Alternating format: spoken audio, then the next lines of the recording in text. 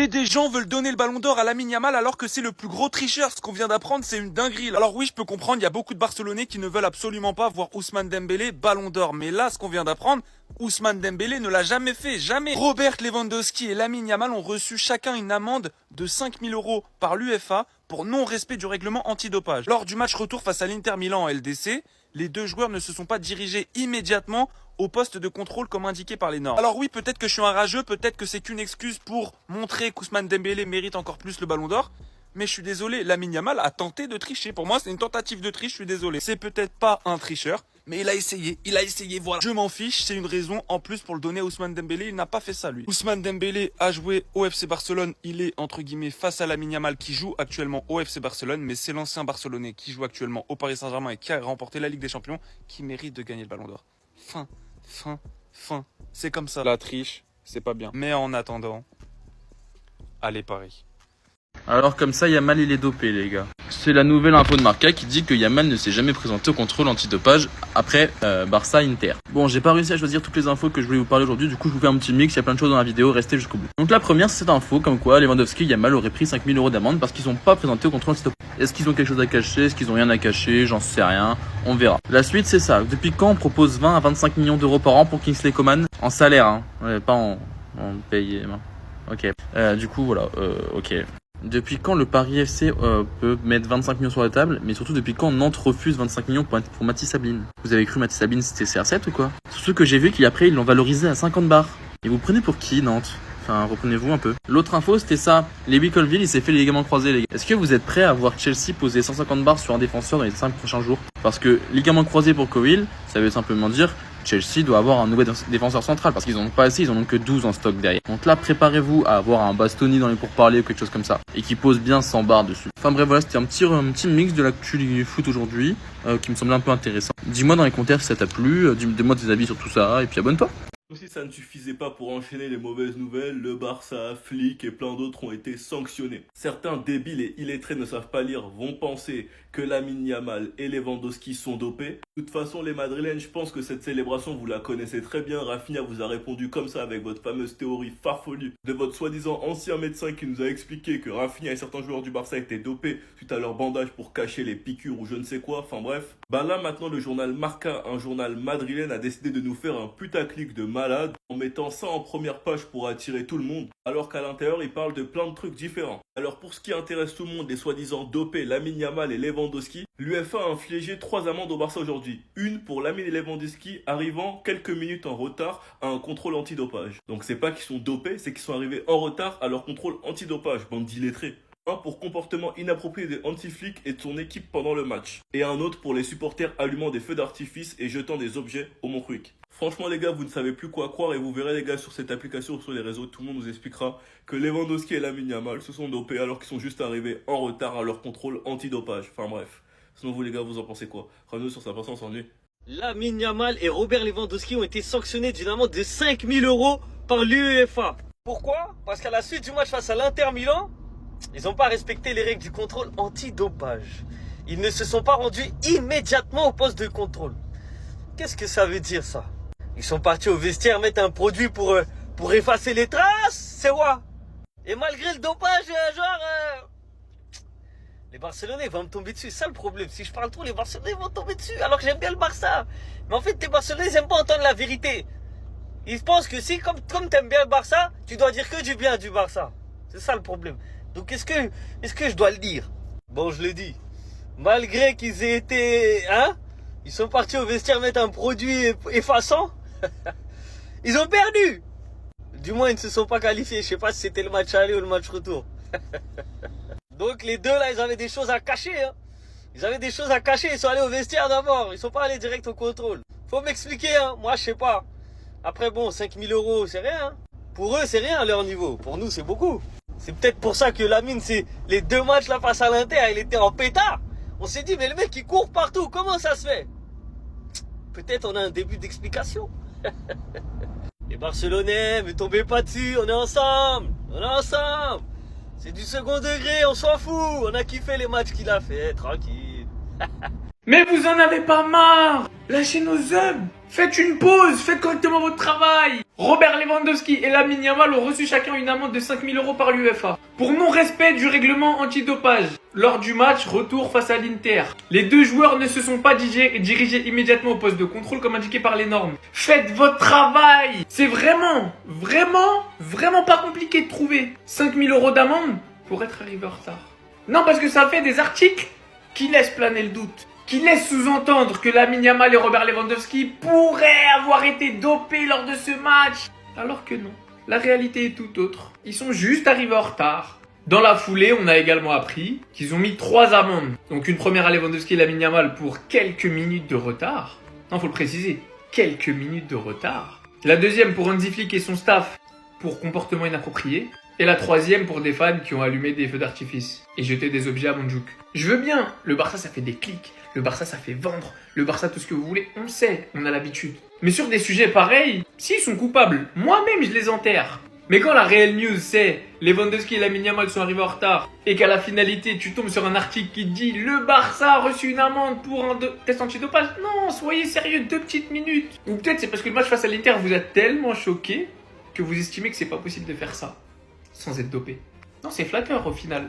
On vient de se faire arroser par l'UEFA, mais les pages foot, vous êtes bons. Parce que quand on lit l'information comme ça, l'UEFA a sanctionné Lamine Yamal et Lewandowski d'une amende de 5 000 € chacun pour avoir enfreint le règlement antidopage après le match contre l'Inter en Italie. On a l'impression que c'est une dinguerie.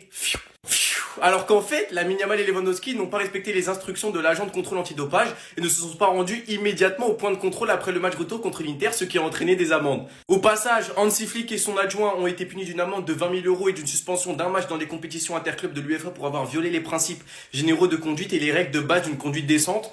Et le Barça a été condamné par l'UEFA à une amende de 5 250 € chacun pour avoir jeté des objets et de 2 500 € pour avoir allumé des feux d'artifice lors du match contre l'Inter. Hier, on a eu le départ d'Inigo Martinez comme ça. On a appris que c'était Gérard Martin son remplaçant. Aujourd'hui, on a appris la blessure de Lewandowski. On a appris la blessure d'Olmo. Et là, on vient de se faire arroser par l'UEFA. Qu'est-ce que vous voulez que je vous dise, les gars? C'est une journée banale dans la peau d'un Barcelonais. Mais moi, quand j'ai lu ça comme ça, j'ai rigolé tout seul. Mais sinon, il y a une bonne nouvelle, c'est qu'on est sur le point de signer le défenseur des jeunes de l'Atlético Madrid, Jerónimo Spina. Peut-être que dans la tête de Deco, c'est lui qui va remplacer Inigo, je sais pas. Dites-moi vous en pensez en commentaire, les gars, j'espère que vous abonnez, vous êtes des bons, nous, on avance.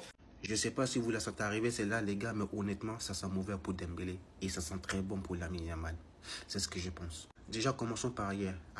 Quand les 30 nominés ont été révélés, t'as Théo Troude, journaliste fan football sur le Ballon d'Or 2025. Le premier critère de vote est le suivant: le caractère impressionnant et décisif des performances individuelles. Et honnêtement, sans faire les hypocrites, hein, cette saison-là, quel joueur individuellement vous a le plus impressionné? Qui? C'est Ousmane Dembélé? Non. C'est Rafinha? Non. Il peut être dedans, mais non. C'est qui? C'est Mohamed Salah? Non. C'est Vitinha? Non. C'est Hakimi? Non. C'est Lamine Yamal? Oui. Et ce matin, on apprend ça. Rien n'est fait pour Ousmane Dembélé au Ballon d'Or. Le Parisien risque une dispersion des votes à l'intérieur de son club où 2 ou 3 de ses coéquipiers vont aussi faire des voix. Moi, je veux dire, les gars, ça sent mauvais pour lui. Il ne dit pas qu'il ne va pas l'avoir ou qu'il va l'avoir. Mais voilà, toutes ces déclarations-là qui sortent là depuis hier, là, ça ne sent pas mauvais du tout.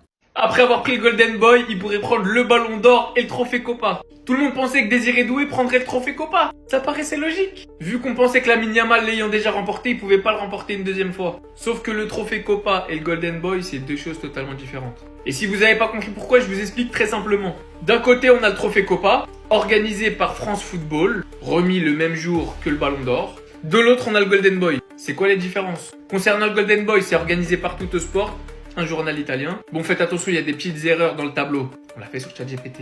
Les deux élisent le meilleur joueur U21. Mais il y en a un que c'est que pour l'Europe et l'autre c'est pour le monde entier, même si très souvent c'est qu'en Europe. Au niveau des jurys, pour le Trophée Copa, c'est d'anciens Ballons d'Or qui votent. Pour le Golden Boy, c'est des journalistes européens. Le Trophée Copa existe depuis 2018, alors que le Golden Boy existe depuis 2003. Là, vous pouvez voir certains noms de ceux qui l'ont gagné marquants. Donc si t'as déjà gagné le Golden Boy, y a rien qui t'empêche de remporter le Trophée Copa. C'est pas les mêmes votants, c'est pas organisé par la même institution. Et de manière très concrète, et ce qui paraît le plus fou, c'est que Lamine Yamal, après avoir remporté le Golden Boy, il pourrait remporter et le Trophée Copa et le Ballon d'Or. Étant donné que c'est pas les mêmes votants pour le trophée Copa et pour le Ballon d'Or, rien n'empêche les votants de voter Lamine Yamal. De la même manière qu'ils pourraient perdre les deux. En tout cas, c'était une petite clarification pour tous ceux qui comprenaient pas. J'espère que c'est beaucoup plus clair. Quand tu commences déjà à justifier une future dinguerie. Le premier critère de vote est le suivant, le caractère impressionnant et décisif des performances individuelles. Journaliste France Football du Ballon d'Or. En fait, comme ils vont, j'ai pas envie de dire les termes, je vais déraper, donc il est déjà en train de se justifier. Et dites-vous que ces gens-là, c'est les mêmes gens qui ne l'ont pas donné à Vinicius. Et maintenant, ils viennent te dire que le premier critère, c'est le caractère impressionnant. Vinicius, l'année dernière, c'était pas lui le plus impressionnant. Donc les gars, ils veulent pas le donner à Dembélé, j'ai l'impression. Et ils veulent pas que Dembélé soit Ballon d'Or avant Mbappé. Moi, je pense que c'est plus ça que le fait de vouloir le donner à Yamal. J'en suis sûr. Bref, plus qu'un mois avant les résultats, on sait qui mérite le Ballon d'Or. Sans faire du clubisme, on sait qu'il le mérite. On sait qu'il a été élu meilleur joueur de la Ligue des Champions. Donc la compétition qui compte le plus. Donc voilà, on verra bien. Mais ça sent la dinguerie. En tout cas, ils sont en train de préparer le terrain à leur dinguerie. Ça, c'est sûr. Lamine Yamal sera Ballon d'Or 2025, les gars. Parce que le problème, c'est que le Paris Saint-Germain, il compte 14 000 joueurs dans les nominés au Ballon d'Or. Et regardez, là, comme le dit le tweet, rien n'est fait pour Ousmane Dembélé au Ballon d'Or. Après, les gars, c'est l'équipe, parce qu'on connaît l'équipe avec le Paris Saint-Germain, ils sont très taquins, ils sont très tacleurs. Les Parisiens risquent une dispersion des votes à l'intérieur de son club, où 2 ou 3 de ses coéquipiers vont aussi avoir des voix. Le problème, c'est que le PSG compte des joueurs tels que Achraf Hakimi, Vitinha, Ousmane Dembélé. Ils sont 3, ça va être un peu comme le Real avec Jude Bellingham, Dani Carvajal et Vinicius l'an dernier. Et sans compter que maintenant, Lamine Yamal, il a un gros buzz. Et en plus de ça, il fait une grosse saison avec le Barça. Sauf qu'ils ont fait demi-finale de Ligue des Champions. On a fait triplé national. Et en plus de ça, il a des trophées individuels. Mais on est tous d'accord pour dire que Ousmane Dembélé doit et mérite le Ballon d'Or. Mais aussi, Lamine Yamal le mérite. Comme Achraf Hakimi le mérite, comme Vitinha le mérite, comme Rafinha le mérite, les gars. Mais si l'un des 4, voire 5 joueurs a le Ballon d'Or, ce n'est pas un vol. Mais les gars, on est tous d'accord pour dire que le plus méritant d'entre tous, c'est Ousmane Dembélé. D'un point de vue collectif, individuel, il a été juste monstrueux. En fait, là, c'était le meilleur Ousmane Dembélé de l'histoire, en fait. Les gens, Lamine Yamal va prendre le Ballon d'Or 2025. C'est pas une blague, ça va vraiment se passer. Comme vous le savez, la cérémonie du Ballon d'Or 2025, elle aura lieu le 22 septembre à Paris. Et comme par hasard, hier, un journaliste de France Football, ceux qui font le Ballon d'Or du coup, il a notifié 7 règles importantes pour avoir le Ballon d'Or. La règle qui est, le premier critère de vote est le suivant, le caractère impressionnant et décisif des performances individuelles. Et je suis désolé, cette saison, Ousmane Dembélé a des très bonnes performances individuelles, mais pas plus que Lamine Yamal. Et je suis désolé, je suis totalement objectif. Moi les gars, vous commencez à me connaître, je suis supporter du Barça. Mais si on doit être objectif, Ousmane Dembélé doit prendre 2 ballons d'or. Mais après, si Lamine Yamal il le prend, c'est pas un vol non plus. Donc oui les gars, si on se fie au premier critère pour le ballon d'or, Lamine Yamal est bien parti pour le remporter, pour l'instant. En fait les gars, on n'en fait pas assez avec ce mec. 2e saison professionnelle, 2e nomination au ballon d'or. L'année dernière, il a fini dans le top 10. Et là, il peut potentiellement gagner le Ballon d'Or. Voilà, si on n'est pas devant le crack de la décennie, on est devant quoi, s'il vous plaît?